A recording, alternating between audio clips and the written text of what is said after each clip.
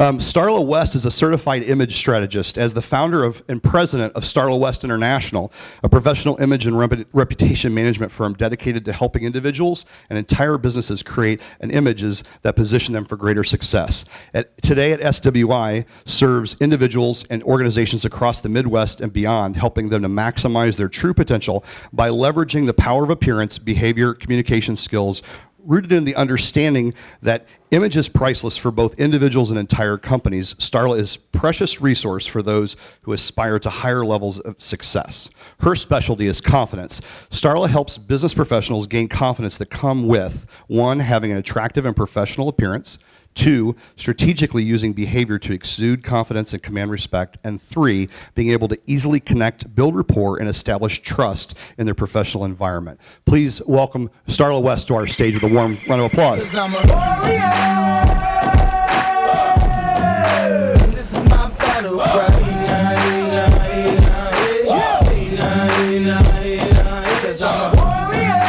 Good evening. Thank you all for being here tonight. The first thing we're going to start with is a question that only you can answer. Stop for just a second and think. What would it mean for you to have unwavering confidence on a daily basis? Just stop for a second and think about that. How would your life be different if your confidence never wavered? Now, if this was an actual workshop of ours, what we would do next is we would write down all the benefits on a variety of pieces of flip chart paper, but we don't have time to do that tonight. But some of the things we would hear would be this: well, I would be far less stressed, and I wouldn't worry all the time. Don't you agree? Yeah, absolutely. On top of that, we would hear things like, well, I would get more opportunities. I'd feel more comfortable in my own skin, and I'd probably close more sales. Or I'd feel way more comfortable walking in and asking for that promotion that I deserve.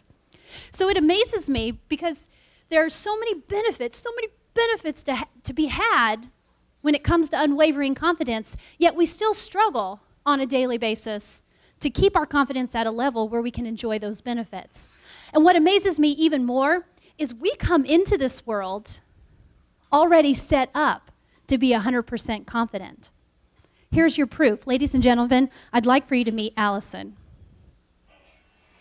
Now, my whole house is great. I can do anything good. I like my school. I like anything. I like my dad. I like my cousins. I like my aunts. I like my Allisons. I like my moms. I like my sisters. I like my dad. I like my hair. I like my haircuts. I like my pajamas. I like my stuff. I like my rooms. I like my whole house. My whole house is great. I can do anything good. Yeah. I can do anything good, better than anyone. Did you catch the ending? She's like, I can do anything good, better than anyone else. Those of you who are parents, you know this, right? This is how our kids come into this world. They already think they're fabulous. They already know they can do anything good, and they're convinced they can do it better than anyone else. So, what happens? Life gets in the way, right? We all of a sudden become aware of everything else that's going on around us. And the next thing we would do, if this was a real workshop, is we'd start to write down all those things that cause our confidence to waver on a daily basis. And we would put together a plan for overcoming that. But we don't have time to do that tonight, so what I thought might be best is I would just share with you 5 characteristics of highly confident individuals and what it is about their mindset that allows them to exude confidence consistently on a daily basis. So here we go. Here's number 1. Confident people, authentically confident people, have an amazing amount of self-awareness. They are continuously engaged in self-discovery. They intentionally search for these answers. They spend a considerable amount of time looking for what their strengths truly are. They want to know, what are my weaknesses? What do I bring to the table? What do I not bring to the table? On top of that, they know what their values are. They know what they prioritize. They know what motivates them, what really gets them going on a daily basis, but on top of that, they also know what their stressors and fears are. And the whole reason they are engaged in this self-discovery is they know that when they walk into any environment, they've got to know who they are and what they bring to the table. That's what's called our self-image. See, just the opposite of that would be people who live in denial, who have a distorted self-image. Distorted self-images set us up, makes us more susceptible to self-doubt. Self-confident people are not susceptible to self-doubt because they have a rock-solid self-image. So that's number one. Number two is they're balanced in their respect for themselves and other people. When I walk into a room like this, there are two things I will see that will tell me right off the bat whether or not somebody is suffering from a lack of self-confidence. The first one is pretty obvious. You see it, I see it. It's the person who looks like a scared rabbit in a room full of coyotes. You know what that person looks like? They're in the corner. They're not talking to anyone. They're doing their best to blend in with the walls. Right? We see that person. We know that they're suffering from a lack of self-confidence. The second thing, though, isn't as obvious. It's obvious to people like me and Kathy who study this, but this is the other person who's suffering from self-confidence. It's the person who walks in like this. I'm here. I'm here. Let me tell you how great I am. It's the person that grades their papers far higher than they grade anybody else's. They walk in with something to prove, and all they can do is talk about themselves, and all they can do is try to top your stories. And all they can do, and all they want to do, is be better than everyone else in the room. That is a perfect sign of someone who's suffering from a low self-esteem.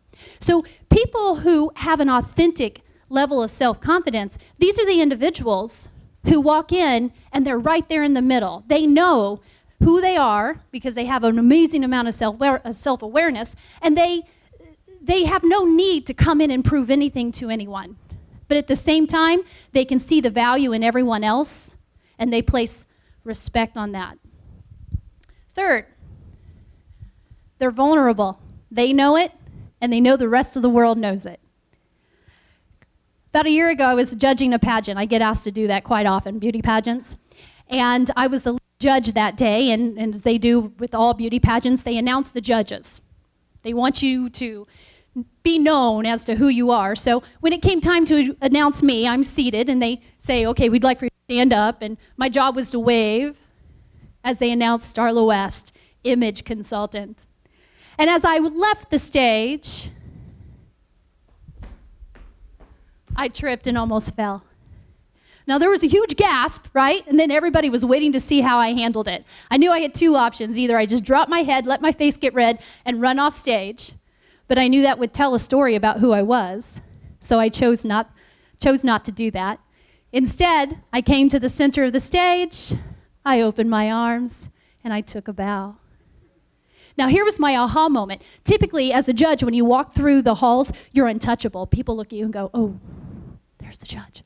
There's the judge. It's like all of a sudden you're untouchable. But after this happened, as I walked through the hallways, mothers, daughters, fathers came up, reached out to me and said, oh, I just kept thinking, if it was me, what would I do? You just handled that beautifully. And this is when I really learned that vulnerability makes you approachable, and it's easier to connect with you. And confident people can walk into a room and make themselves approachable by letting the rest of the world know they are vulnerable. Okay, number 4, they're focused on using their internal dialogue to be productive and not destructive. Now, you're hearing a lot of stuff tonight, but this is the one thing I want you to walk away with tonight. Are you guys ready?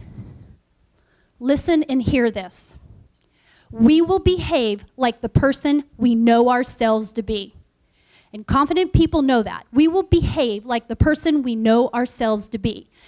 It's not our conscious mind that determines our behavior. It is our subconscious mind. So confident people feed their subconscious mind with the right information. So instead of walking into an event like this and saying, oh, I hate networking events, okay, I'm just going to endure this. Because if you say that when you walk in, guess how you're going to behave? You're going to behave like somebody who's enduring it. So they feed themselves with the right message. About a year ago, I was struggling with my business, and I am convinced it's because I kept telling myself, someday I'll be highly regarded and people will pay me well. And I thought, I need to change that because I'm acting like somebody who's not quite there yet. Now I go to bed at night and I say this, I am a highly regarded, well-respected individual in my field, and people value what I do and they pay good money for it. And my business turned around within 6 months. So they feed their subconscious with the information that will guide their behavior.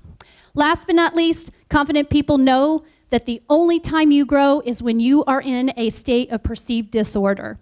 If we are not in a state of perceived disorder, we are not forced to find solutions and to do what we call trial and error. So confident people know that unless I'm in a state of perceived disorder, I'm never going to grow, and growth, of course, is the pathway to continued success. So there you are. Those are the 5 mindsets of highly confident individuals. I encourage you to adopt them today. Thank you so much.